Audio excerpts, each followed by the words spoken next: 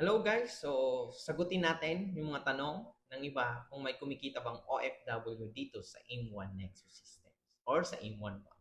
So tara, panoorin natin. Have a great day. So right now, narito ngayon sa Gala Night ng AGG. So my name is Lesa de las Alas, isang former OFW for 9 years at kasama po tayo ngayon sa Top 300. Nagpapasalamat po ako sa AGG, lalo-lalo na po sa AIM1 at na-achieve po natin ang ganitong awards. Right now, nakapunta na rin po ako ng iba't ibang bansa, nakapag-travel ng libre because sa company. At syempre, nagkapagkaroon na rin po tayo ng sasakyan. Grabe. At hindi po bumababa ng 6 figure a month. Ayan, so maraming salamat Mentor Maylin, lalong-lalo na po sa AIM1 community na siyang nagbigay sa akin ng daan upang lumiwanag ang aking mga pangarap at utay-utay ko nang na-achieve. Sa lahat po ng mga OFW, business partner natin, so right, dapat sa susunod kasama ka na.